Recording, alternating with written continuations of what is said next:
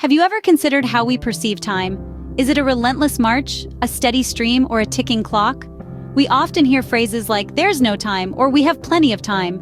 But what if I told you that time, in its purest form, is the only constant in this world?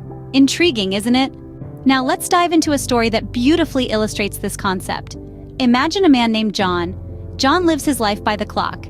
He wakes up at 6, starts work at 9, takes a lunch break at 1, finishes work at 5, and sleeps at 10.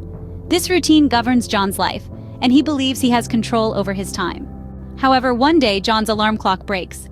He wakes up late, misses his meetings, and his day spirals into chaos. He feels like he's lost control. But has he really? After all, the sun still rose, the earth still spun, and the universe didn't pause.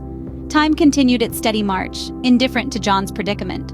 John realized that his perception of time, governed by his clock, was just that, a perception. The time on his clock wasn't the same as the time in the universe. He started to understand that while he could control his activities within the framework of time, he couldn't control time itself. This realization was liberating for John. He began to appreciate the moments in his life, not just the milestones. He started enjoying the journey of life rather than just the destination. He learned to live in the present rather than being a slave to the clock. So, what can we take away from John's story? Firstly, time is constant. It moves at its own pace, indifferent to our human constructs. Whether your alarm goes off or not, whether you're late for a meeting or not, time carries on.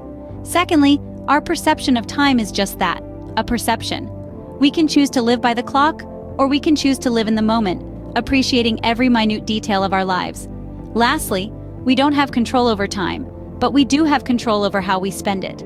We can choose to rush through life, constantly chasing deadlines, or we can choose to savor every moment, making the most of the time we have.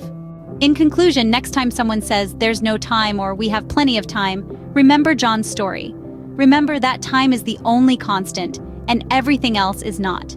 Remember that you have the power to choose how you perceive and spend your time. So go ahead, break free from the constraints of your clock, embrace the constant time of the universe, and live your life to the fullest.